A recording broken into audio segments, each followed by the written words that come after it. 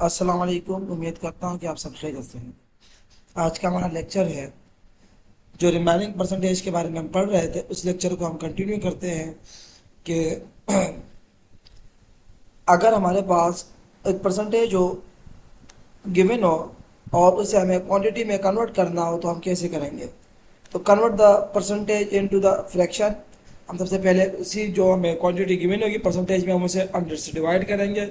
और ये याद रखना है आपको कि वहाँ पर जो ऑफ का लफ्ज़ लिखा होगा उसके मायने होंगे मल्टीप्लाई करना। जिस तरह मेरे पास ये सवाल है जिसमें कहा गया है कि 27% ऑफ 65। अब जिस तरह ये निशान है परसेंटेज वाले, इसका मतलब है 100 से डिवाइड करना, जो कि मैंने यहाँ पर 27 को किया भी है। और इसके अलावा मैंने कहा कि ऑफ जो यहाँ पर गिवन है इसके मायने है मल्टीप्लाई के।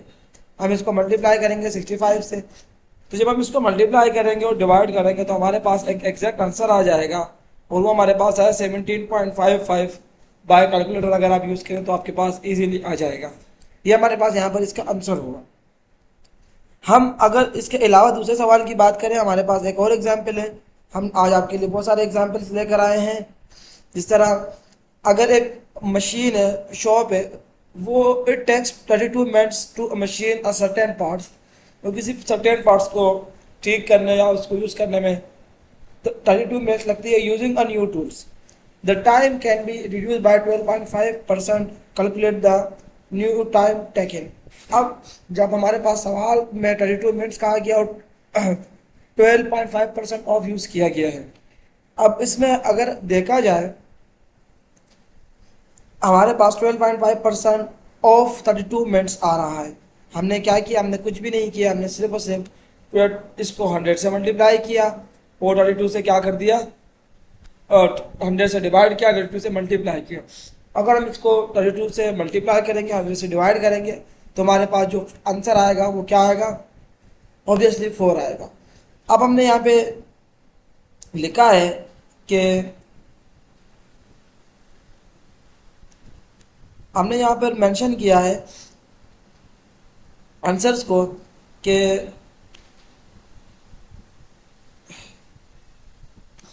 उसमें हमने आंसर को मेंशन किया है कि hence a new time taken 32 minus 4। अगर हम 32 को 4 से माइनस कर देंगे तो हमारे पास 28 मिनट्स आएंगे, जो कि हमारे पास टाइम जो यूज़ हो रहा है या इसको जो चाहिए होगा वो होगा। अब हम क्या करें, alternative, if the time is reduce by 12.5%, it now take 100% minus 12.5, 87% 5 the original time. 87.5% जो टाइम होगा वो ओरिजिनल होगा, जिससे हमारे पास क्या होगा, 28 मिनट्स होंगे। अब सॉरी 28 मिनट्स होंगे मैंने कहा। तो उसके लिए हमने क्या किया 87% और 32 मिनट्स हमने लिए, और उसको हमने क्या किया, सिंपली 100 से डिवाइड कर दिया और 32 से मल्टीप्लाई कर दिया। तो जो ऊपर हमने आंसर मेंशन किया है और नीचे हमारे पास जो आंसर आया है दोनों सेम आए हैं, दोनों में 28 आंसर आया है। अब जिस तरह हमारे पास एक और प्रॉब्लम है जिसमें हमारे पास कहा गया है कि 160 GB iPad is advertised as a costing 190, calculating Vita. If Vita is added at 75% off, what will be the total cost of iPad। अब देखिए एक चीज़ है 17% ऑफ पे, और इसकी जो कीमत है वो $190 है, या 190 जो है यूरो है। तो हमने क्या किया, सिंपली उसको 100 से ही डिवाइड किया और 190 से मल्टीप्लाई किया। तो उसमें 33 आया। 33 को जो है ना ओरिजिनल प्राइस में क्या कर देंगे, प्लस कर देंगे, क्योंकि वहाँ पर वो प्लस हो रहा है। तो हमारे पास जो टोटल कॉस्ट आ जाएगी वो कितनी आ जाएगी, 223।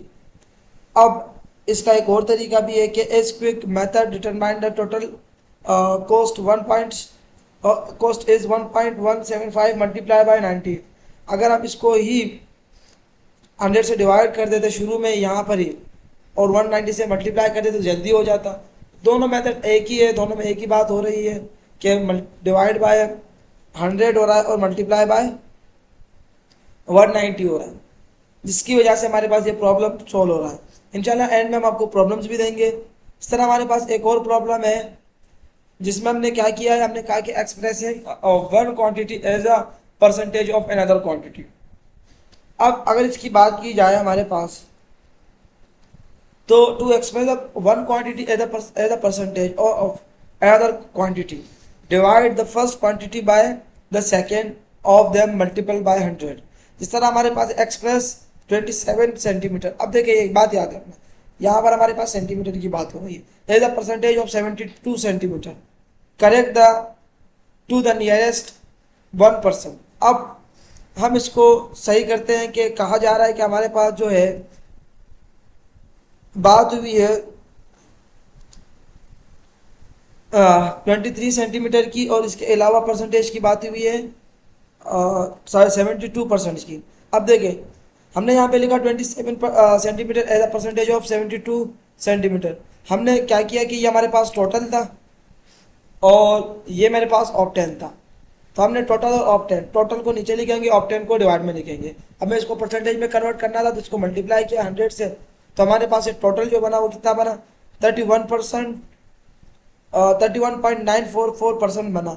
और जो करेक्ट होगा वो हमारे पास क्या होगा, इसका नियरेस्ट।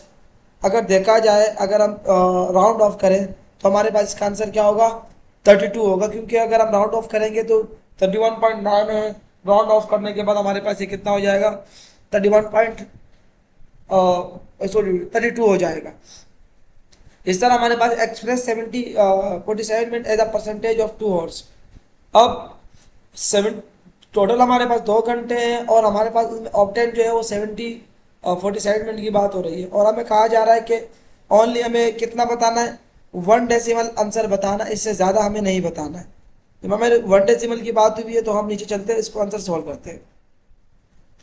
अब now that is essential that the two quantities are in the same unit।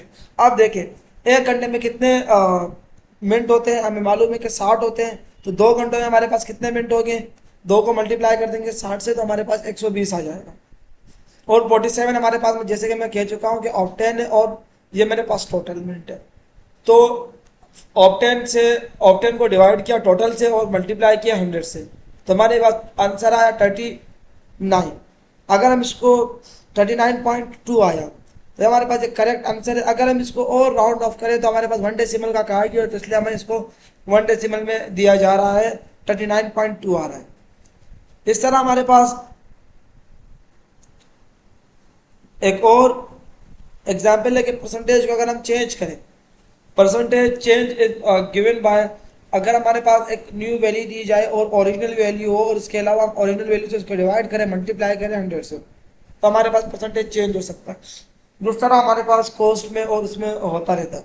तो अब जिस तरह मैं इसको सोल्व कर रहा हूँ कि a box of register increase in a price of from 45 to 52, calculate a percentage change in cost, correct to the 3 significant figures. अब देखो वैल्यू में चेंज आई है, न्यू वैल्यू आई है और एक ओरिजिनल वैल्यू थी, हम उसको माइनस कर देंगे। तो जिस तरह हमारे पास न्यू वैल्यू यहाँ पर 52 है और ओरिजिनल वैल्यू हमारे पास 45 है, तो न्यू वैल्यू हमारे पास 52 है और ओरिजिनल वैल्यू हमारे पास 45 है। इसको हमने डिवाइड किया 45 से और मल्टीप्लाई कर दिया 100 से, जो कि परसेंटेज की साइन है। तो यहाँ पर अगर हम माइनस करेंगे तो हमारे पास जवाब में 7 आएगा और 7 को 45 से डिवाइड करेंगे और 100 से मल्टीप्लाई कर देंगे, तो हमारे पास जो आंसर आएगा 15.6% जो है इसकी वैल्यूज में क्या आई है, चेंजेस आई है, जिससे यहाँ की कॉस्ट बढ़ी है। इस तरह हमारे पास एक और प्रॉब्लम है कि a drilling speed should be set to 400 we means then nearest speed available on the machine is 412 रिवीन means, calculate the percentage our speed. अब देखिए यहाँ पर स्पीड में चेंज आया कि पहले हमारे पास 400 था और अब हमारे पास कितना है, अब हमारे पास स्पीड हो गया है 412। तो हमने क्या किया, इसको माइनस किया, 12 आया और 400 से डिवाइड कर दिया, क्योंकि यही हमारे पास ओरिजिनल था, और इसको 100 से कर दिया। तो 100 को भाई देखो 2 0 से 2 0 काट दिए और 4 के टेबल में इसको डिवाइड किया, तो हमारे पास इसका आंसर 3 आया। तो ये 3% इसमें चेंजेस आई है हमारे पास टोटल। इस तरतीब से हमारे पास एक और प्रॉब्लम है, हम उसकी तरफ चलते हैं। कह रहा है कि परसेंटेज एरर, अगर हम बात करें परसेंटेज एरर की, तो हमारे पास अक्सर आते रहते हैं परसेंटेज एरर के सवाल भी। तो हम क्या करेंगे, एरर को ऊपर लिखेंगे और करेक्ट वैल्यू को नीचे लिखेंगे, क्योंकि करेक्ट वैल्यू में तो हमारे पास वो एग्जैक्ट वैल्यू है, और जो हमारे पास एरर आया तो उसको हम ऑप्टेंड कहेंगे और उसको मल्टीप्लाई कर देंगे 100 से, तो हमारे पास आंसर आ जाएगा। इस तरह the length of component is measured incorrectly 4.6 point. The actual length is 63 millimeter. What is the percentage error in the measurement? अब यहाँ पर परसेंटेज में एरर क्या है, देखिए हमने जो कहा है कि एरर हमारे पास 4.5 था और माइनस हमारे पास क्या हो गया 60। तो हमारे पास जो यहाँ पर एरर आया है वो कितना है 1.5, जो कि उन्होंने मेजर किया था, और हमारे पास जो एग्जैक्ट था वो कितना था 63 था। तो हमने क्या किया, इसको डिवाइड किया आपस में और 100 से मल्टीप्लाई किया, तो हमारे पास 2.3% यहाँ पर एरर हुआ है, जिसे आप कहेंगे परसेंटेज एरर। ये हमारे पास अक्सर वैल्यूज में होता रहता है। The percentage error measurement error in 2.38% 38% too high, which is the something written as as plus 2.38 error. इसके अलावा हमारे पास एक और सवाल है जिसमें हमारे पास कहा जा रहा है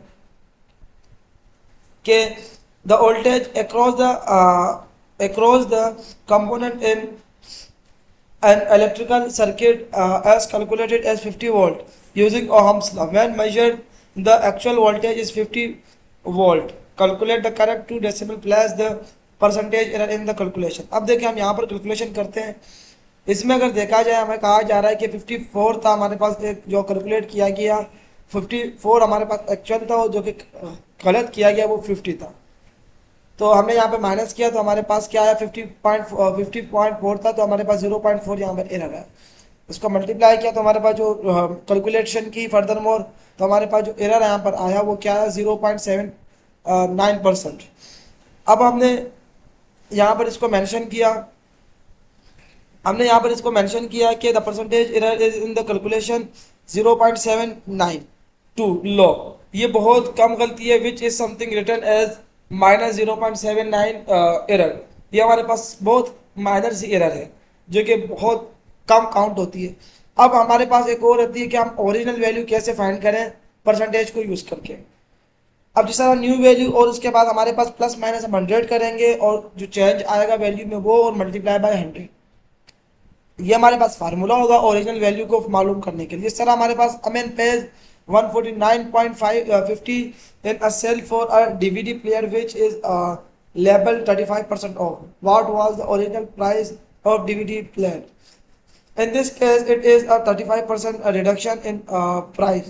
So we use new value 100%, 100 minus change or multiply by 100. Minus sign is the determinator. Minus की साइन डिटर्मिनेंट में। अब देखिए ओरिजिनल प्राइस हमें मालूम करनी है, न्यू वैल्यू हमने लिखी और इसके अलावा 100 से माइनस किया किसको, चेंज को, और मल्टीप्लाई बाय 100 कर दिया। अब अगर यहाँ पर अगर हम देखें,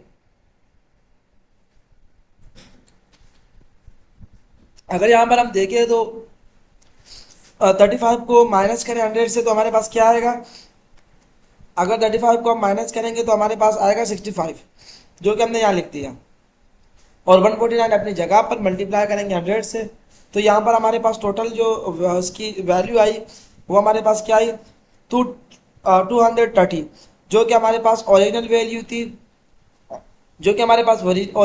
थी, और सवाल में हमें क्या गया था कि हमें ओरिजिनल वैल्यू फाइंड करनी है। इसमें हमने ओरिजिनल वैल्यू फाइंड कर लिया अपनी। अब हम नेक्स्ट सवाल की तरफ चलते हैं, कि हमारे पास एक और एग्जाम्पल है जिसमें हमारे पास कहा गया है कि a couple buys a flat and makes an 18% profit by selling it 3 years later for 1,53,400. Calculate the original cost of the house. अब एक फैमिली ने घर खरीदा 1,53,400 का, और उसको 18% प्रॉफिट पे बेच दिया। अब इसकी ओरिजिनल प्राइस बताएं। अब इन्होंने in this case it is 18% increase, ये इंक्रीज हुआ है तो हम क्या करेंगे, हम यहाँ पर इसको प्लस करेंगे। अगर डिक्रीज होता तो हम क्या करते, माइनस करते। यहाँ पर इंक्रीमेंट हुई तो हमने इसको प्लस किया, जब हमने प्लस किया तो ये नीचे 118 हो गया और ये 118 हो गया, 118, और इसके अलावा इसको मल्टीप्लाई किया 100 से और हमने इसको डिवाइड किया। जब हमने इसको डिवाइड किया 118 से, तो हमारे पास आया 1,30,000, जो कि उस वक्त की ओरिजिनल प्राइस थी, उन्होंने 1,53,000 में इसको भेजा। अब जिस तरह हमारे पास एक और एग्जाम्पल है कि an electrical store makes 40% profit on each with screen television it sells if the selling price of 32 inch HD television is 630, what is the cost of the dealers। अब देखा जाए तो यहाँ पर भी हमारे पास प्रॉफिट हुआ है, तो इसलिए हम प्लस करेंगे फर्दर मोर, वही सेम कैलकुलेशन है। वो करने के बाद हमारे पास इसकी ओरिजिनल प्राइस हमारे पास आ जाएगी, जो कि 450 थी। इस तरतीब से हमारे पास एक और ये हमारे पास लास्ट प्रॉब्लम में से एक है कि percentage increase and decrease and interest. अब जिस तरह हमारे पास एक न्यू वैल्यू अगर हमें चाहिए होगी, तो हम क्या करेंगे, 100 से प्लस करेंगे, और न्यू वैल्यू जो हमारे पास गिवन होगी उसके साथ हम प्लस करेंगे, 100 से डिवाइड करेंगे और ओरिजिनल वैल्यू से मल्टीप्लाई कर देंगे, तो हमारे पास एक नई वैल्यू आ जाएगी। अब जिस तरह हमारे पास सवाल में ये है कि 3600 is place in an ISA amount account which plays 6.32% interest per annum. How much is the investment worth after 1 year? अगर हम इस प्रॉब्लम को सोल्व करें तो हमारे पास जो बन रहा है, तो 1 ईयर में हमारे पास क्या हुआ कि 100% जो हमने कहा कि ये प्लस करना है और 100 से डिवाइड। 3600 हमें कहा गिवन था सवाल में, और इसके अलावा 60% हमारे पास वैल्यू थी। हमने इनको प्लस किया और 100 से डिवाइड किया, मल्टीप्लाई किया, फर्दर मोर हमारे पास इसका आंसर आ गया। इन कैलकुलेशन में हमारे पास इतना कुछ नहीं है। अगला हमारे पास है the price of a full install combination considering boilers is increase by 6.5%, it original cost is 2400। What is the new price. अब देखिए न्यू प्राइस हमें मालूम करनी है। 100 जमा किया, जो हमारे पास वैल्यू थी परसेंट में इंक्रीज वैल्यू थी, उसके साथ हमने क्या किया, 6.5 को हमने 100 के साथ प्लस किया, और जो हमें ओरिजिनल प्राइस थी 2400 थी, उसके साथ मल्टीप्लाई किया, तो हमारे पास इसकी जो नई वैल्यू थी हमारे पास आ गई 2556। यहाँ तक हमारे पास परसेंटेज के जितने भी टॉपिक्स थे वो सारे क्लियर हो जाते। अब ये हमारे पास चंद प्रॉब्लम है जो हमने आप लोगों के लिए लेकर आए हैं, ये आप लोग करके आएंगे और इसमें करने की कोशिश करें ताकि आप लोगों की भी जो प्रॉब्लम है वो क्लियर हो जाए। और अगर आपको कोई सवाल हो तो आप मुझसे रब्ता कर सकते हैं, इस चैनल में कमेंट आप दे सकते हैं। इसके अलावा हमारे जीमेल पे भी हमारे साथ रब्ता कर सकते हैं आप। और ये हमने आपके लिए कुछ प्रॉब्लम जो थी उनको हमने बड़े अच्छी तरीके से जूम करके आपको दिखाया ताकि कोई मुश्किलात आप लोगों के लिए ना हो। और इसके अलावा अगर किसी को इस वीडियो का PDF चाहिए तो वो भी मैसेज कर दे, तो हम उसको PDF भी भेज सकते हैं। यहाँ तक हमारा लेक्चर ख़त्म हुआ। इंशाल्लाह हम आपके साथ कल मिलेंगे नए लेक्चर के साथ। दुआ में याद रखना। अल्लाह हाफिज़।